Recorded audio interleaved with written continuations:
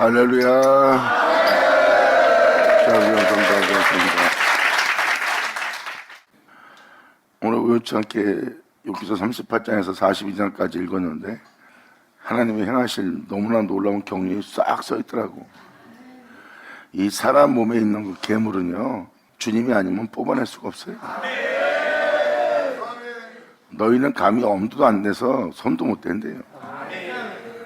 그리고 그거를 약 올려고 빼낼 자도 없고, 그게 어디 숨었는지도 모른다는 거예요. 근데 주님은 그 사망이 어느 곳에 있는지, 너를 죽게 할 제약이 어디 있는지 다 아신대. 근데도 사람이 주님한테 구하지 않는 거예요. 그런 내용이 지금 나오는 거예요. 이 경륜을 듣고 욥이 그냥 주님 앞에 꼬꾸라진 내용이에요. 자, 예레미야 5장 들어가기 전에 먼저 이것을 읽어줄게요. 욥기서 37장 21절. 여러분들은 북쪽 이 편을 여러 번 이삭자가 증거했잖아요. 그 북쪽이 제약이 만연한 말세를 맞이합니다. 각종 악을 다 볼 수 있는 제약의 세계가 모이는 곳이에요. 그 장소에서 일어날 일을 지금 이 21절에서 표현하기 시작합니다. 사람이 어떤 때는 궁창의 광명을 볼 수 없습니다. 왜? 어둡고 제약으로 만연한 시대이기 때문에. 그러므로 어떤 때는 궁창의 광명을, 하나님의 영광을, 그분의 빛비침을 볼 수 없어도 바람이 지나가면 맑아지게 될 것이래요. 성령의 바람입니다. 이것이 바로 성령의 역사예요. 성령의 역사를 통해서 가려진 면박을 벗겨버리고 어둠을 걷어내면 그 영혼들은 맑아지기 시작합니다.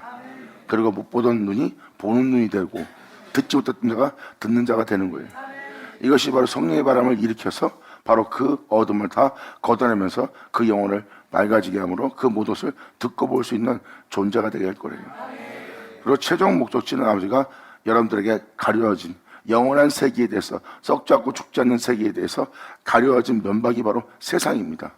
주님은 이 세상의 천막을, 이 가려진 면박을 벗겨내는 날입니다. 아멘.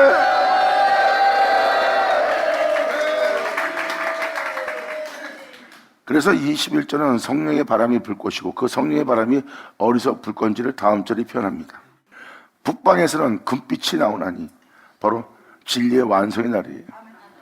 북방 해돋는 곳에서 한 사람이 나온다잖아요. 그 한 사람은 하나님께서 완벽하게 완전하게 된 영혼을 표현합니다.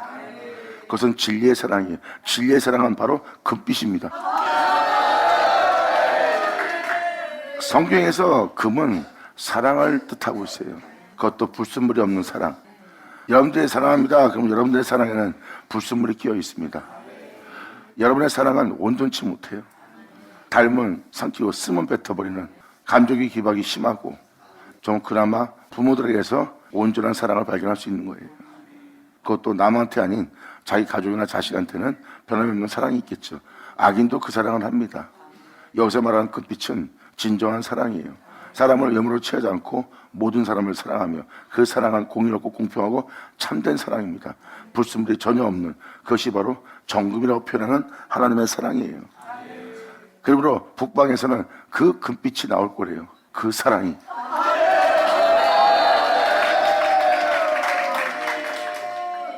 그리고 해가 돋는 것은 바로 정금, 바로 금빛이에요. 어둠이 조금도 없는 그 태양이 떠오르는 겁니다. 그 태양 속에 감춰질, 태양 속에 속량될, 그 태양의 영광을 나타낼, 해의 영광을 나타낼 한 사람이 나오는 거예요. 이 한 사람이 바로 하나님께서 나오게 한 영혼들의 모습이에요. 성경에서 말하는 한 사람은 꼭 한 사람을 얘기하는 것이 아니에요. 성경에서 말하는 하나님 말씀의 완성은 하나님께서 자신을 말하여 아담을 나오게 한 것처럼 나온 그 한 사람을 표현하는 거예요. 이 한 사람이 뭐 100명이 될 수 있고 10,000명이 될 수 있고 10만 명이 될 수도 있는 거예요.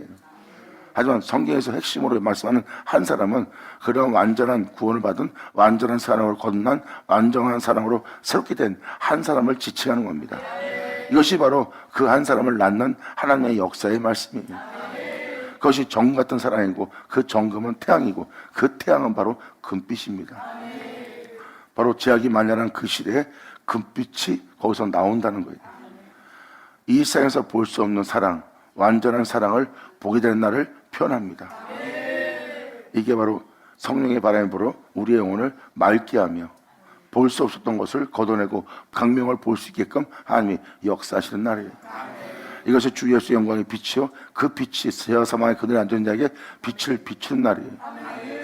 그 빛이 비칠 때가 바로 궁창에 있는 광명이고, 그 빛이 비춰질 때 그 영혼 속에 가려진 면박은 벗겨지고 어둠은 걷어지고, 그 영혼은 자신을 살게 할 영원한 생명의 빛을 보게 되는 거예요. 그것이 바로 영혼이 광명을 보는 순간입니다.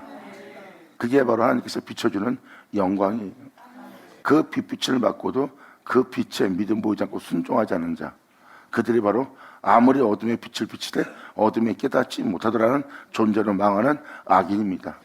그래서 그 악인에는 이 빛이 그만 받는 거예요.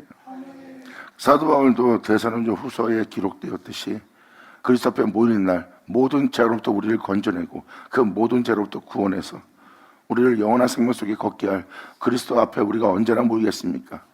우리가 그 자리에 앉으려면 먼저 세상에서 하나님을 배도하고 세상이 불의하고 불법이 만연해야지만 그때서야 비로소 그 그리스도 앞에서 구원의 자리에 앉을 수 있대요. 이건 뭐야? 제약이 난무한 북방쪽의 역사입니다. 거기서 사도 바울은 진리의 사랑, 완전한 사랑을 표현하고 있어요. 그 완전한 사랑으로 구원받는 날입니다. 그 진리의 사랑으로 구원받지 않는 구원은 다 헛되게 될 거래요. 그게 바로 금빛입니다. 그래서 그 북방에는 금빛이 나오나니 하나님께는 두려운 위험이 있다는 거예요. 이게 바로 그날의 완전한 사랑을 우리에게 영원하게 빛을 비추어 그 사랑 속에서 완전히 된 자를 나오게 합니다. 하나님의 은혜의 역사가 일어날 거래요. 그 영혼들은 진리의 사랑을 받은 자입니다. 아멘.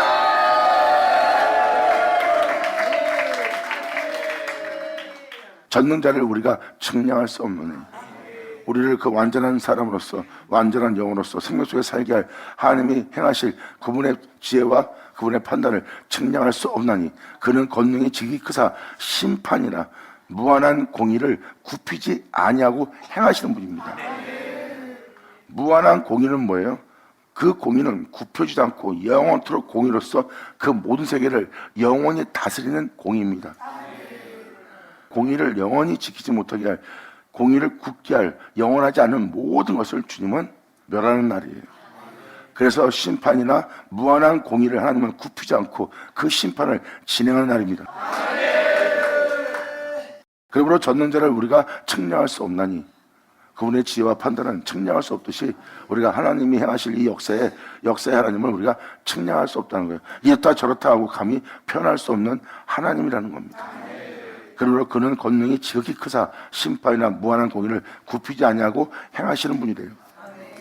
그러므로 사람들은 그를 경외하고 그 일을 행할, 그 공의의 심판을 행하실 주님을 경외하고, 그리고 그 주님은 그들 마음에 지혜롭다, 나 나름대로 똑똑하고 나 나름대로 분별할 테니까 내가 알아서 할게, 네가 아는 만큼 나도 알아 하는 거만하고 교만하게 말하는 자가 바로 마음에 지혜롭다는 자들입니다. 이렇게 마음에 지혜롭다는 자들을 하나님은 돌아보지 않으십니다.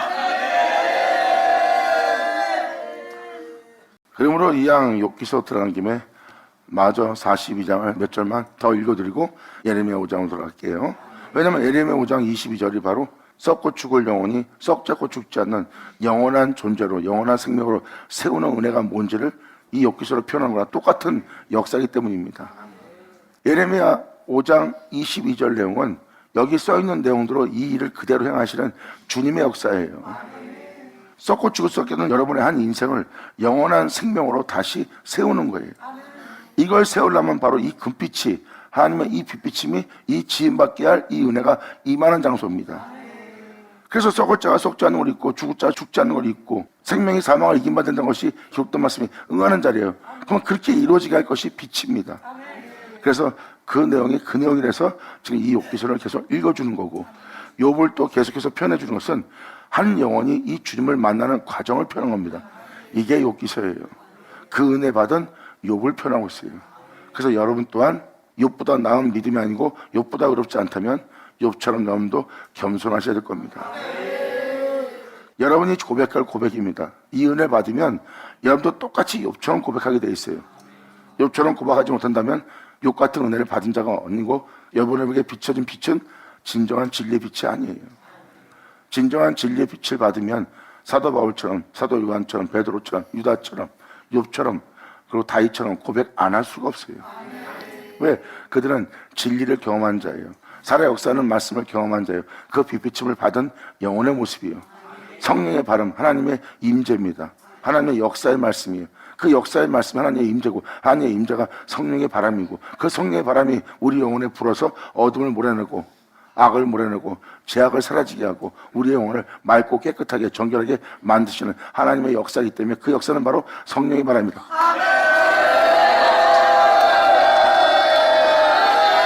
할렐루야.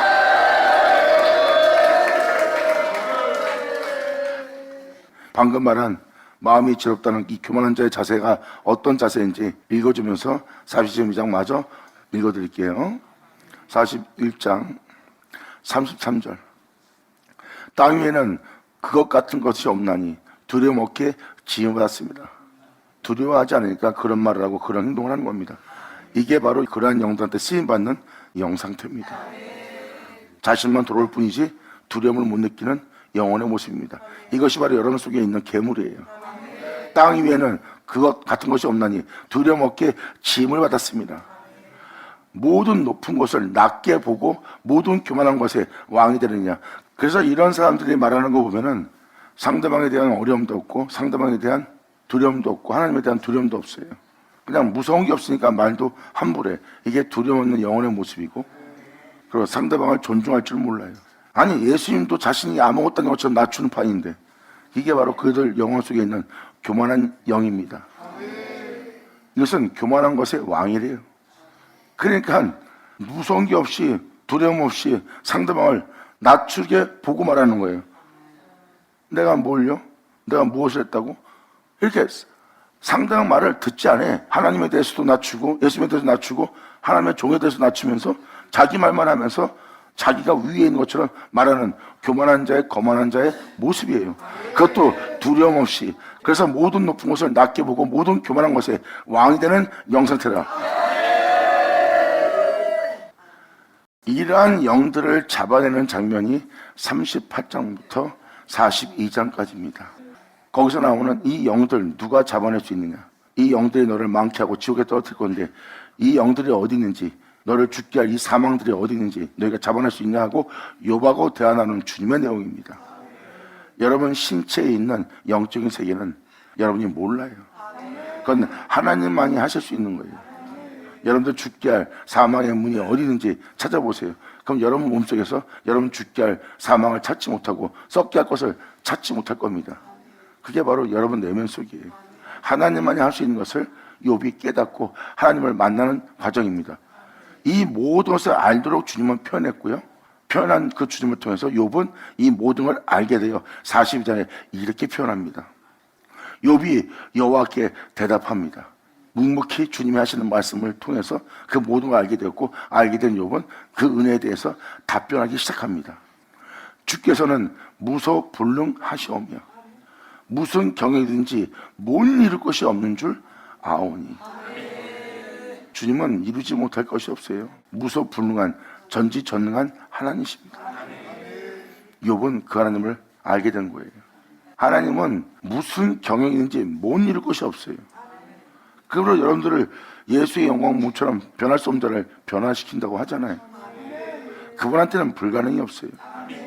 성경의 핵심은 그 아들의 형상을 본받게 하는 겁니다. 그분의 아들과 같은 형상으로 화하게 하는 거예요. 그리고 여러분 자신이 그와 같은 줄을 알게 되는 거고요.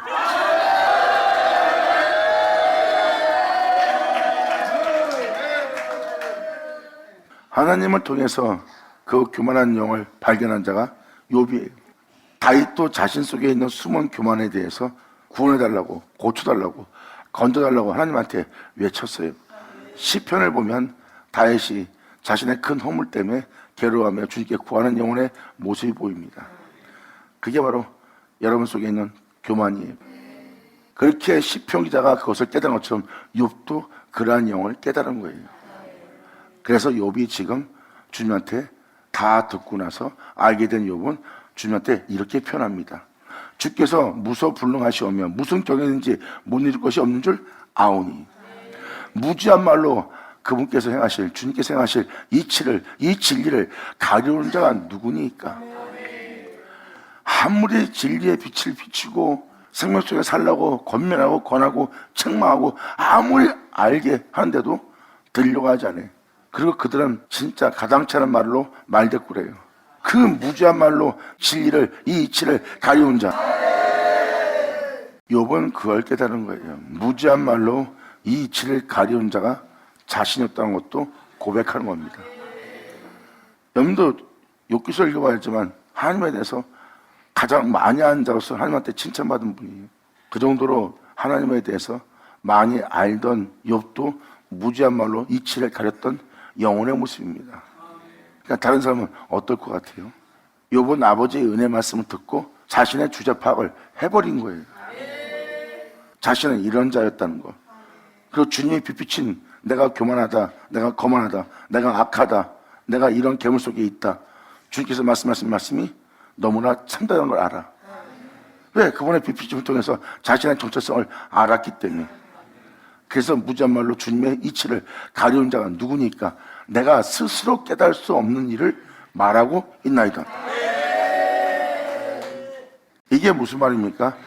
욥의 이러한 고백도 이것을 누가 깨닫게 하지 않으면, 누가 헤아려 주지 않았다면, 이것을 누가 알게 하지 않았다면 이것을 이렇게 증거하거나 말할 수 없다는 거예요. 이것은 하나님의 깊으신 크나큰 하나님의 은혜가 아니었으면 이것을 알 수가 없다고 지금 욥은 표현합니다. 그러므로 내가 스스로 깨달을 수 없는 일을 말하였고 스스로 알 수 없고 헤아리기 어려운 일을 내가 지금 말하였나이다. 여러분의 옛사람은 꺾고 죽여야 됩니다. 근데 여러분은 여러분 자신을 보호하기 위해서 담장을 세우고 성벽을 세우는 거예요.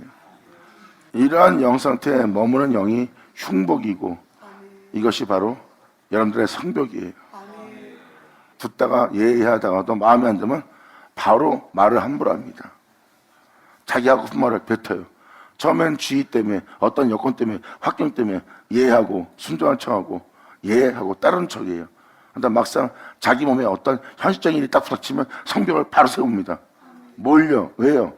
내가 뭘 그렇게 대꾸하던 자가, 겸손하던 사람이 갑자기 대꾸하기 시작하며 거기다 말대답하며 대항까지 합니다. 그게 바로 성벽이에요. 당연히 주님이 그 성벽 담장 헐어야죠. 왜? 하나님 말씀이 들어가서 역사하는 것을 못 들어오게 세우는 담장, 성벽 맞잖아요. 여러분 속에 여러분 자신의 거하는 악을 건드지 못하도록 여러분이 성벽을 세우는 거예요. 몰려 하고. 이게 성벽이에요. 그 성벽이 과연 주의 영광을 위해서입니까? 아니면 여러분 속에 있는 악을 위해서입니까? 그러면 죄악과 악을 위해서 성벽을 세운 모습이에요. 그래서 여러분들은 현장에 딱 들어가서 뭐라고 딱 던지거나 현장에 부딪히면 더 이상 건드지 마세요. 더 이상 넘어오지 마세요. 그러면 내가 이럴 수밖에 없어요. 이렇게 행동할 수밖에 없어요. 난 그렇게 못하겠어요 하고 성벽을 세우는데 잘 보세요. 자기는 자신을 보호하며 자신을 챙기는데 그 존재를 죽여야지만 하나님이 여러분들을 구원할 수 있어. 그 옛사람을 죽여야지만 구원할 수 있는데 그 옛사람을 보호하는 성벽을 세운 거예요. 이게 바로 여러분 자신을 지키고 있는 담장이고요. 이런 마음 하나하나 여러분이 행하는 행동들이 바로 성벽과 흉벽을 세운 여러분의 모습입니다. 이게 성벽이요, 흉벽이요, 담장이에요. 여러분이 진정 살고 싶다면 해파야 됩니다.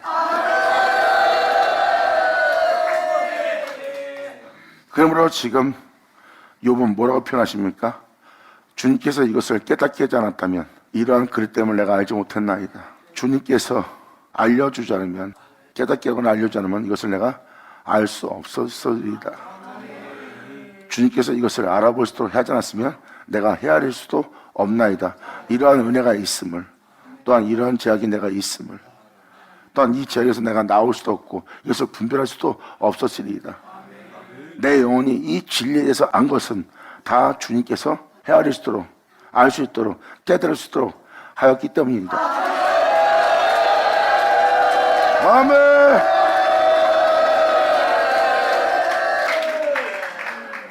그래서 이런 때 지금도 이 사역자가 말씀을 드리지만 이 3절은 바로 그 은혜를 받아 그 은혜로서 그 모든 걸 알고 깨닫고 그것을 헤아리고 그 은혜에 따라 나와서 그 은혜 속에 있는 자가 그 은혜를 받았던 것을 증거하는 진리입니다. 하나님의 은혜를 깨달은 자는요, 입을 다물어요. 왜? 입만 열면 자기가 죄를 지니까 그 입을 다뭅니다. 입을 다물고 자기 마음에 생각하는 것도 온통 악이에요.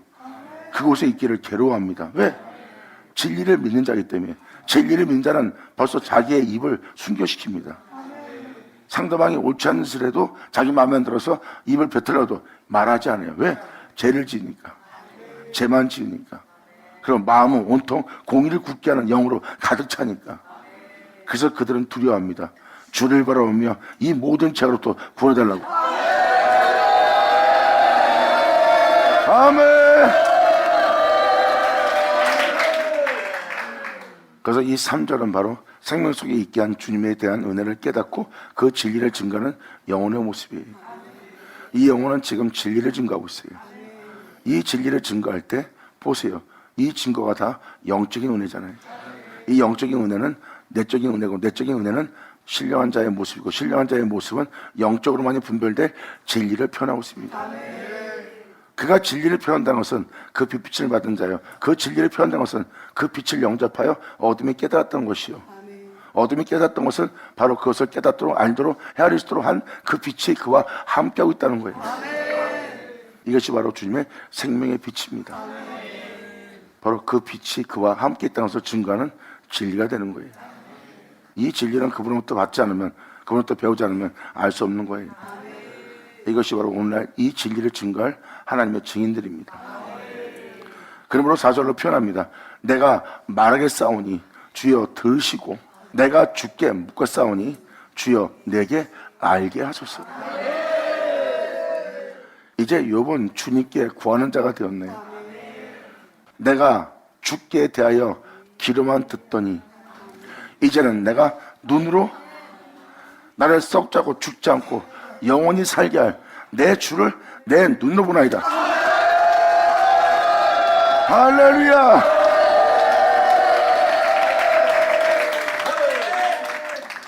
결국 이러한 영들을 분별시키고 어둠의 세력을 알게 하고, 또한 어둠의 세력에 대해서 역사를 전쟁을 치를, 또한 그러한 죄악들을, 악들을 다 발견케 한 분이 주님이에요.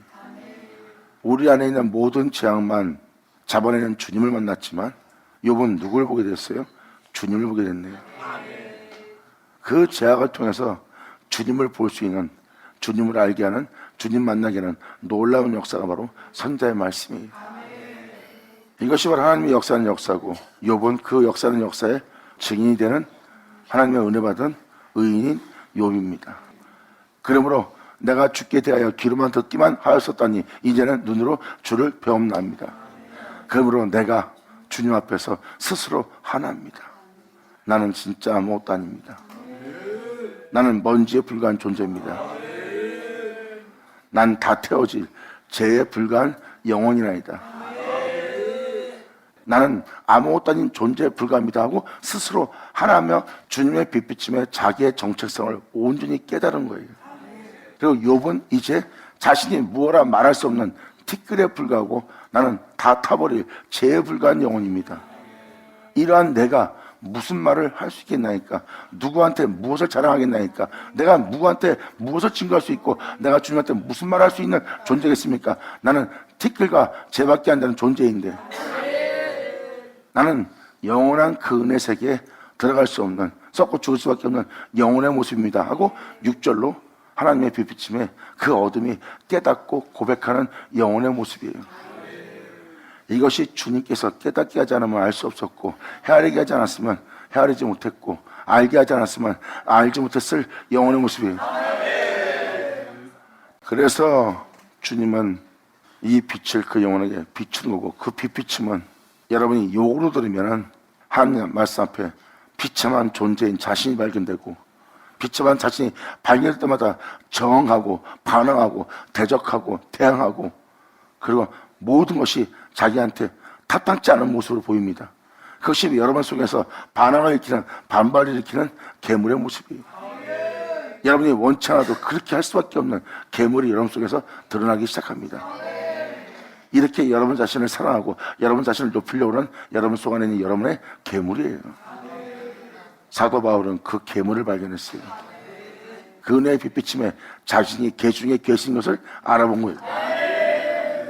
그래서 이 놀라운 빛비침은 바로 욥이 이렇게 주님을 의지하고 주를 바라볼 수밖에 없는 그러한 영적 존재가 되게 하는 거예요. 그래서 죽을 때까지 사도 바울이 주님 앞에 자신을 낮추어 겸손해 있었어요.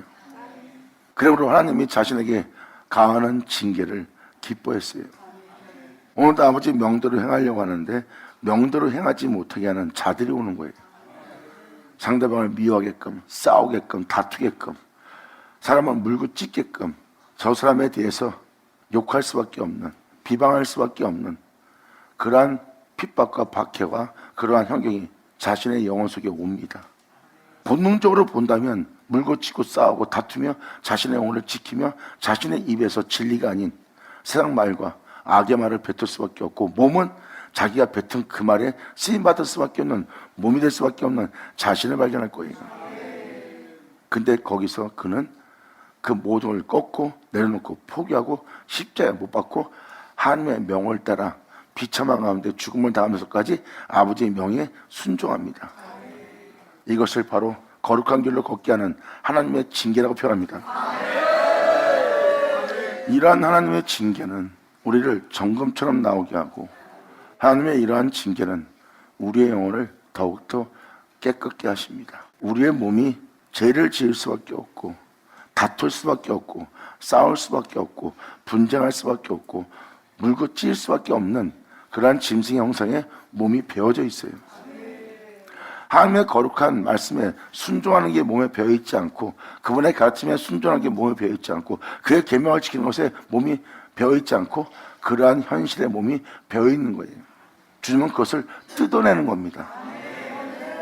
그 영혼이 정금처럼 나아가게 하려고, 빛 가운데 걷게 하려고, 하나님의 거룩한 자 그 영혼도 거룩할 수 있도록 주님은 거기에 징계를 가하는 거예요. 그 징계를 통해서 그 영혼은 자신을 해하는 주님을 만나지만, 하나님의 명예에 순종하고자 하는 그 영혼은 하나님의 징계인 줄 알아요. 그때 자신이 원치 않는 그것을 행하는, 죄악을 저지르는, 악을 행하는 자신을 발견하며 제 아래로 사잡혀가 그렇게 위협하고 싸우고 다투는 말을 하고 눈을 키는 말을 하고 상대의 마음을 핥히는 짓을 하는 자신을 보는 거예요. 근데 그것이 진리가 아니고 하나님 말씀 따라 행하지 않는 것이라는 걸 알기 때문에 그것을 꺾지 못한 자는 꺾어달라고, 죽지 못한 자는 죽게 달라고 하나님한테 호소하며 주 예수를 부르며 애통해하며 울부짖으며 주 앞에 나아가는 영혼.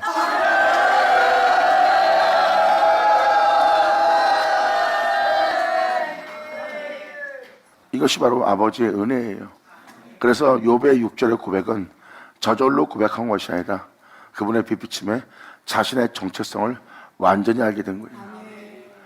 알게 된 이 영혼은 하나님께서 말씀하신 말씀에만 믿음 보이고, 이 영혼은 특히가 제 가운데 회개한다는 것은 그 본토를 떠나겠다는 거예요.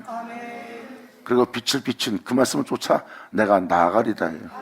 이게 바로 새 포도주를 새 부대에 담는 영혼의 모습이에요. 주님은 그곳에 영원한 법령, 하나님의 영원한 생명을 거기에 세웁니다.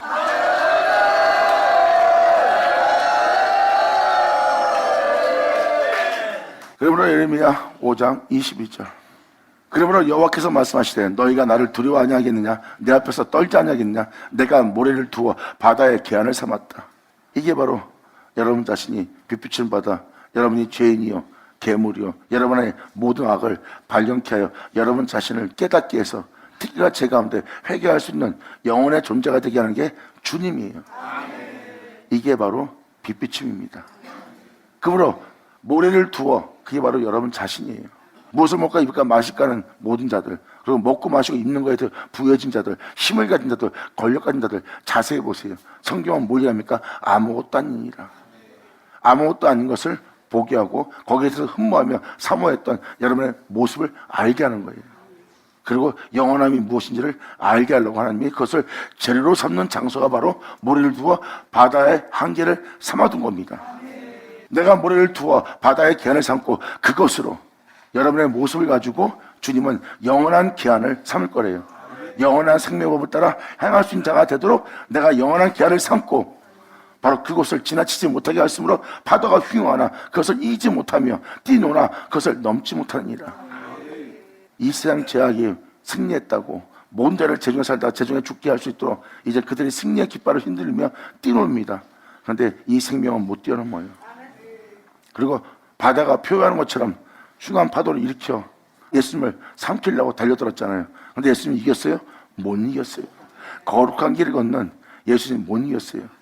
예수님은 바로 그 영원한 기한으로 삼은 이 세상 것으로 영원한 기한을 삼은 영원한 생명 속에 둔 그 예수님이 바로 영원한 모습이에요. 그 모습을 이 세상이 지나치지 못했고 이기지도 못했고 넘지도 못했어요. 이 영원한 은혜를 하나님이 이루신다입니다. 이게 바로 욥기서 읽어준 내용이에요. 바로 여러분들을 진흙으로 인치는 겁니다. 만물을 다스릴 그 은혜가 만물의 옷같이 나타날 그 은혜가 여러분 땅에 이루어지는 거예요. 만물이 옷같이 나타나니, 만물이 옷같이 나타나는 건 뭐예요? 여러분이 만물을 내 눈에, 여러분 눈에 만물이 보여요. 근데 그걸 다 가지려면 다 가련돼서 그게 가져진 영혼의 모습이에요? 지금도 지구 땅에 있는 조그만 것도 가지려고 전쟁하고 악해지고 무정해지고 냉정해지는 게 잔인해진 게 여러분들의 모습이에요. 근데 만물을 어떻게 가져요? 만물을 가지면 어떤 괴물이 되겠습니까? 근데 그 만물이 여러분의 것이라고 할 그 만물이 옷같이 나타나는데 그 옷이 그리스도의 옷이에요. 영원한 하나님과 공의로서 공평으로서 하나님의 거룩함으로 다스릴 그 은혜의 옷이 그 영혼 속에 나타나는 거예요.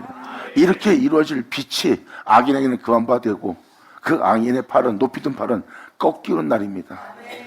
이것이 바로 죄악이 넘치는 세계를 그 문으로 막아버리는 날이에요. 예수로 말미암아 이런 것을 다 마치리라.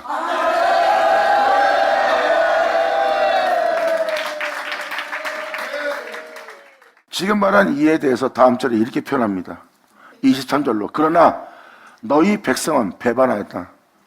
이러한 은혜로서 내가 너를 영원한 생명 속에 살게 하려고 하는데 제 가운데 있는 너를 그 죄로부터 건져내요 영원한 생명 속에 살게 하려고 하는데 썩은 보지 않게 하려고 그러는데 썩을 수밖에 없는 너, 음부에 버림받을 수밖에 없는 너, 죽을 수밖에 없는 너, 썩지 않도록 죽지 않도록 음부에 버림받지 않도록 내가 너를 살게 하려고 그러는데 너희 백성은 배반하며 나에 대해서 배반하며 나에 대해서 폐역하는 마음이 있어서 이미 배반한 자니라.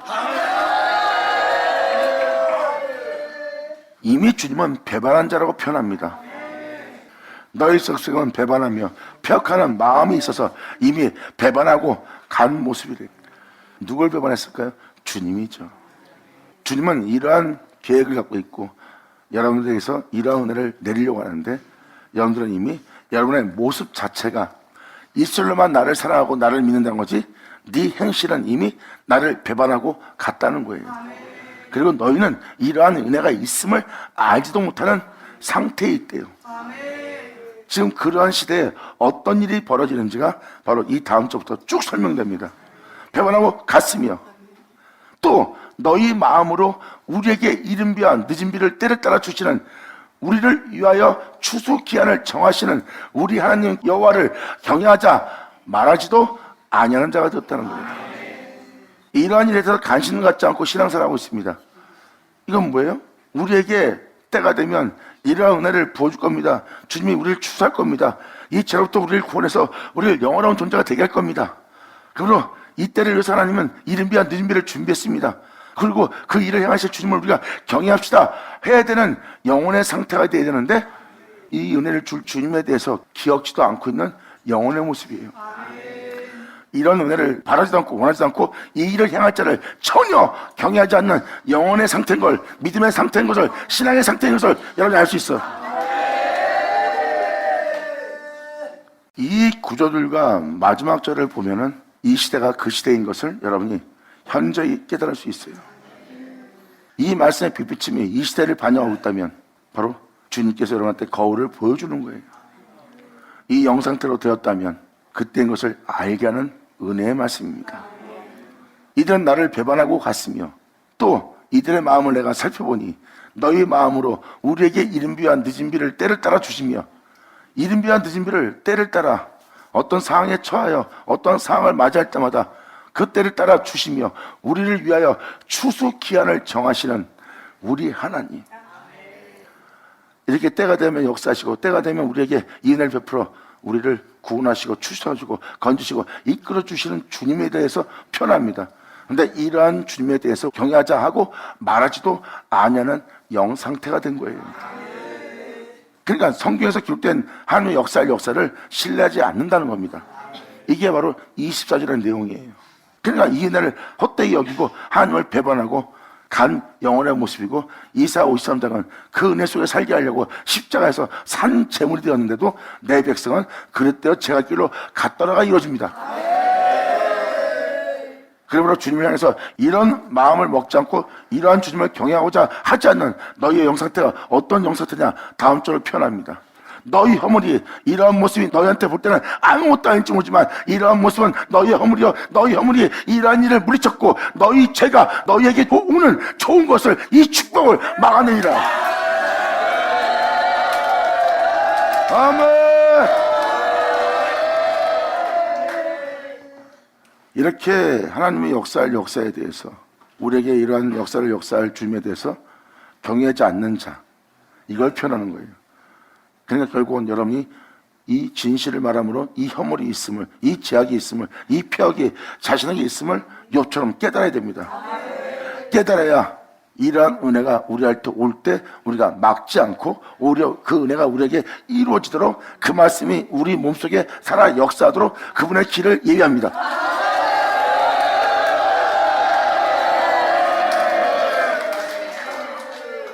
그리고 주님의 첩경을 평탄케 하라. 첩경은 지름길이라는 겁니다. 주님의 지름길을 평탄케 하래요. 지름길은 무엇입니까? 바로 여러분이 그분께 믿음 보이며 그분 안에 거하여 그분을 알며 행할 수 있도록 여러분 자신이 주님한테 대항하고 반항하고 대적하고 묻고 따지며 왜 그런지를 표현하는 것이 주님의 청경을 평탄케 하지 않는 영혼의 모습이에요. 그냥 그 은혜를 믿고 그 말씀을 내가 믿고 신뢰합니다 하고 그 말씀을 따라 행하려고 대항하지 않고 정하지 않고 꺾으며 그 말씀을 행하고자 한다는 것은 그분의 지름길을 여러분 영혼 속에 평탄케 하는 거예요. 아멘.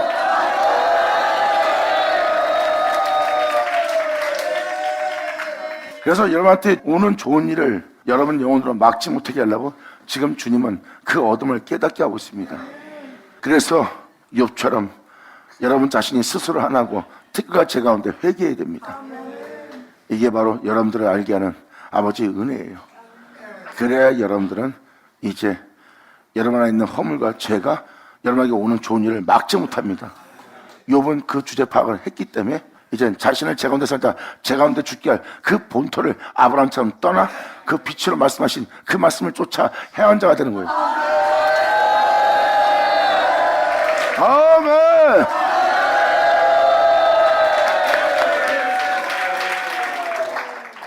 그러면서 주님께서 계속해서 말씀하십니다. 내 백성 너희 중에 악인이 있어서 새서 사냥꾼의 매복한 같이 지키며 덫을로와 사람을 잡고 있는 존재래요. 조롱의 새들이 가득한 같이 너희 집들의 속임이 가득하도다. 네 생각 자체가 그럴 때였고 네 마음 자체가 그럴 때였고 네 말투도 그럴 때였고 네가 바라고 생각하는 모든 것이 다 그 새가 가득한 조롱 속에 있는 거와 같다는 거예요. 조롱은 뭐 새장 같은 거예요. 방울 같은 데 담아두는 조롱을 표현합니다. 새들이라는 것은 여러분 생각들, 진리가 아닌 모든 그릇된 생각들 다 그러한 새들이에요. 그러한 생각으로 사람을 사냥하잖아요. 진리에 따라 행할 수 있도록 사람을 영접하고 그 사람을 받아들이며 그 사람의 주님 안에서 행하게 하는 모습입니까? 똑같이 죄짓게 만드는, 욕심을 내게 만드는, 탐욕을 내게 만드는, 세상을 지하게 만드는 자가 되는 거죠. 이게 바로 사냥꾼의 영혼의 모습이고 그들 생각 자체가 악한 생각으로 가득 찬 새들입니다. 이러한 생각들이 너희 집에 속임이 가득하도다. 그러므로 너희가 창대하고 거부가 되어 이 세상에서 창대하고 거부가 되고 살찌고 윤택하며 또 행위가 심히 악하여 자기 이익을 얻으려고 송사 곧 고아의 송사를 공정치 아니하며 빈민의 송사를 공평히 판결치 아니하니 판단하고 보는 시야가 공평치 못하대요. 여러분들의 이성적인 생각이라는 세상에서 여러분이 남보다 더 잘 먹고 잘 살고 남보다 더 복스러운 가정을 꾸미고 또한 여러분 자신의 미래를 장래를 풍성케 하고 있다는 것은 바로 이러한 상태에 머물고 있는 영혼의 모습이에요. 그러한 자가 되려면 여러분의 세장에 새가 가득 차 있어야 돼요. 그것은 속이는 새들이에요. 자기 유익을 도모하며 자신을 창대하고자 하는 야망과 욕망밖에 안 껴있는 자예요. 이러한 자들은 속임으로 가득 찬 자들입니다. 그러므로 이러한 영 상태에서 자신을 창대하고자 하는데 내가 이 일들을 인하여 그 영혼들을 벌하지 않냐겠냐? 내가 마음이 이 같은 나라를 보수하지 않겠느냐?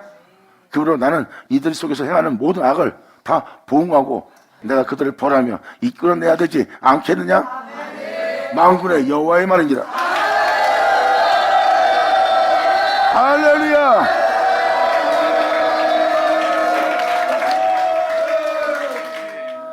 이들은 이러한 마음으로서 살찌고 윤택하며 또 행위가 심히 악합니다. 욕심내고 탐욕내고 가증하고 위선적입니다. 자기 위익이 있다는 말하고 달면 삼키고 쓰면 뱉어버리며 또한 공평하지 못하고요. 그리고 하나님을 아버지라 제대로 부르지 못하는 그 고아의 송사를 공동치 않는 행동을 하고요. 아버지가 있는 줄 알아요. 근데 그 아버지를 따라 살 수 없는 영적 고아의 상태입니다. 부모를 알 때 부모를 따를 수 없고 부모를 보지 못하고 부모를 헤아리지도 못하고 부모의 뒤를 따르지도 못하고 주님을 알 수가 없어요. 이게 바로 영적 고아 상태예요. 온전히 주를 알고 주를 알므로 행하지 못하는 고아 상태인데 그 고아의 상태의 송사를 너희가 지금 그럴 때 편파적으로 판단했다는 내용입니다. 이렇게 말도 안 벌하고 함부로 판단하는 이 영혼에 대해서 내가 벌하지 않냐겠냐? 내 마음이 이러한 나라를 보수하지 않겠느냐? 하고 아버지가 말씀하십니다. 그러므로 30절에 주님은 표현합니다. 이 땅에 기괴하고 놀라운 일이 있도다. 여러분이 볼 때는 일상생활이에요. 우리의 신앙생활이 좀 어떠세요? 뭐가 잘못된 거예요? 하고 여러분들은 그것이 잘못된 거라고 전혀 표현되지 않고 여러분이 볼 때는 아무 일도 없는 것처럼 보여요. 근데 주님 눈에는 이 땅에 기괴하고 놀라운 일이 벌어졌대. 아주 기괴한 일이래요. 이 세상은 안 되는 일이 벌어지고 있대요. 그게 무슨 일일까요? 주님은 다음 절에 그 기괴한 일이 이러한 일이라고 표현합니다.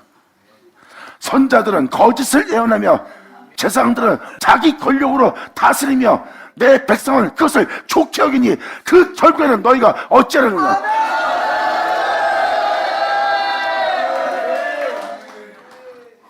자기 권력으로 다스리는 거, 그리고 세상에서 그러한 지위를 지키려고 많은 인명을 쌓으며 세상의 막강한 재력과 타협을 하고 협력을 하고 있어요. 이게 뭐예요? 자신이 얻은 그 건세와 권력으로 백성을 다스리기를 좋아하는 자예요. 기괴한 일이로다. 자신의 능력과 이상 힘을 의지하는 자입니다. 명심하세요. 진정한 힘은 이 힘이에요. 여호와께서 나의 힘이 되시나니. 아멘.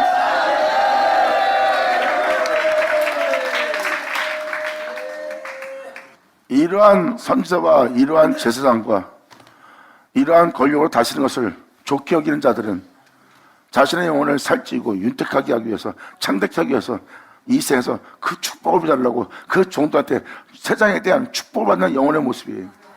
세상에 대해서 축복하는 자들은 십자가의 도를 전하지 않습니다. 여러분이 믿음 잘 보이고 교회 생활을 잘하고 하나님께 이렇게 헌물을 잘 바치니 하나님께서 이러한 축복을 줄 겁니다 하고 그 축복을 선포하는데 그게 거짓 예언인 거 아십니까? 성경에 그러한 축복은 안 줍니다. 지금도 선지자 말씀을 계속 읽었지만 죄악에서 돌이키고 그 허물에 돌이키고 그 폐역함을 회개하고 주께 돌아올 때 하늘로부터 여러분들이 거룩할 수 있는 하늘의 은혜의 복이 내리는 거예요. 그게 진짜 복입니다. 죄악을 돌이키지 않는데 무슨 축복이 뭡니까? 그러니까 거짓 예언한 자지. 이러한 것이 교회에 허다하게 벌어지고 있으니 이 땅에 기괴한 일이 벌어지고 있나니 이거는 놀라운 것이라.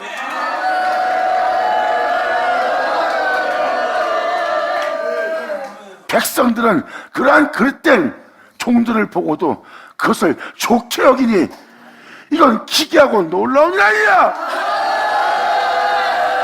아멘.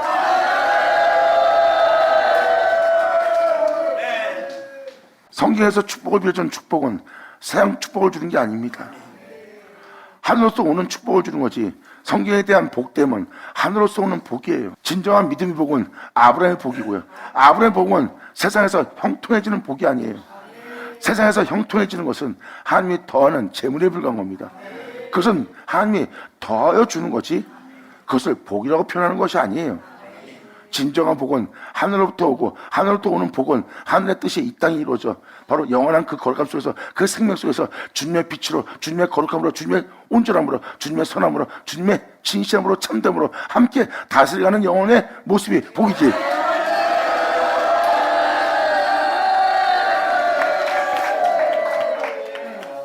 제약에서 돌이켜야지만 그 허물 가운데서 나와야지만 그 폐역 속에 돌아와야지만 이른 비와 늦은 비를 내리는 주님을 경외하지만 받을 수 있는 복입니다. 근데 그렇지 않고 그냥 여러분이 봉사하고 헌신했다 해서 복을 줄 거라고 하나님께서 그 복을 줄 거라고 말하고 있는 것은 그러한 복만 빌어주고 있고 여러분 죄악에서 돌이키고 십자가의 도를 알게 하지 않고 그 은혜를 깨닫게 하지 않고 그 은혜를 구하고 이른 비와 늦은 비를 내리는 주님을 찾지도 않게 하고 그를 경외하지도 않고 있다면 그들은 거짓종이고 그 거짓종이라는 것은 그들의 자기 권력으로 사람들을 다스리고 그 모든 걸 다스리길 좋아합니다. 자기 권력으로 자기 힘으로 능력으로 다스리려고 하는 거예요. 백성들은 그것을 좋게 여기니 이러한 일이 여러분들 볼 때 아무것도 알지 모지만 이것은 기괴한 일이요 이것은 놀랍고도 놀라운 일이라고 주님 표현합니다.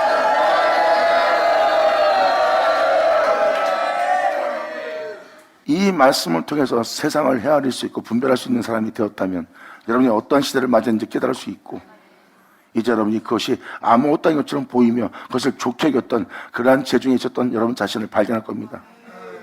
이 말씀은 기괴하다고 표현하고 있어요. 하나님의 백성이 하나님의 종이 말도 안 되는 짓을 하고 있대요. 이거는 기괴하고도 놀라운 일이라. 선자들은 거짓을 애원하며 제사장들은 자기 권력을 다스리며 내 백성은 그러한 일을 행하는 종들을 좋아하고 있으니 너희의 결국은 어찌하려고 그러냐.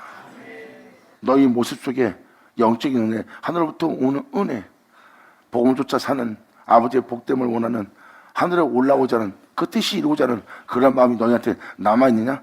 하나 남아있지 않다는 거예요. 오직 너희가 지향하는 것은 그들의 세상을 지향한 것처럼 그 백성도 세상을 지향하며 그들이 얻은 것처럼 그들도 얻기를 좋아하니 그런 것을 겸하여 서로 좋아하는 자가 되었다는 거야. 그러한 육체 가운데 망한 자가 되었으니 너희의 결국은 어찌 되겠느냐. 자, 개달장자들을 쳐다.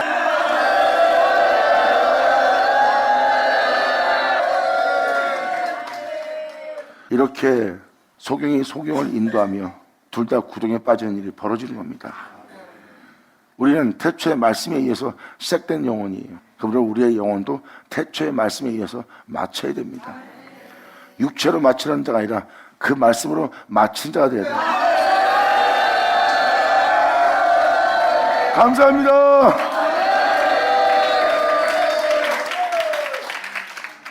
하나님의 종은 세상에서 주는 영광과 부영과 세상이 주는 명예와 명성, 배설물로 여깁니다. 주님의 영광이면 되니까. 할렐루야.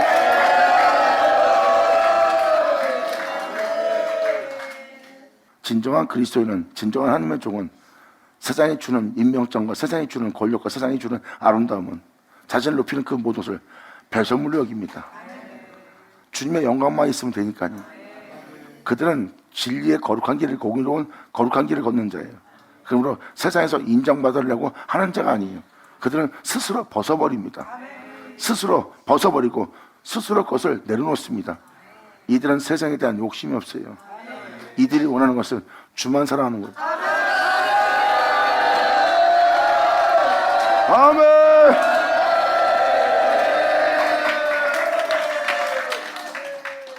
그래서 하나님의 종들은, 그의 명예에 순종한 자들은 세상에서 무명한 자가 된다 해도 상관이 없어요. 자신이 하나님을 사랑하고 그분의 명대로 순종하며 그분을 믿고 그분을 의지하며 그분만 바라보며 자신의 영혼을 정결케 하는 영혼은 세상에 대해서 욕심을 낼 수가 없습니다. 왜? 세상은 욕심낼 세계가 아니에요. 하나님의 거룩함으로, 하나님의 공의로움으로, 하나님의 선함으로, 하나님의 깨끗함으로, 하나님의 진실함으로 다스릴 세계지. 할렐루야! 할렐루야 받으셔서. 자, 기도하겠습니다. 할렐루야. 아버지 감사합니다. 영광 홀로 받으시옵소서. 이 귀한 시간 허락하시고 역사심을 감사합니다. 아버지 또 한 번 알 수 있도록 헤아릴 수 있도록 깨달을 수 있도록 역사해 주심을 감사합니다. 이제라도 우리가 주님 앞에 온전히 스스로 하나고 특히가 제 가운데 회개할 수 있는 우리 모두 될 수 있도록 우리가 온전히 주님 앞에 죄인인 것을, 또한 우리 자신이 주님 앞에 교만한 자인 것을, 우리가 또 주님 앞에 허물이 많은 폐역한 자임을 스스로 인정하고 주 앞에 나가 회개하고 주님의 구원과 주님의 온전케 하는 역사를 바라볼 수 있는 우리 모두 될 수 있도록 주님 역사하여 주시옵소서. 진정 우리 모두도 귀로만 듣던 주님을 눈으로 보는 우리 모두가 되기를 간절히 바라며 얼돌리며 우리 주 예수 이름으로 그럼 나이다.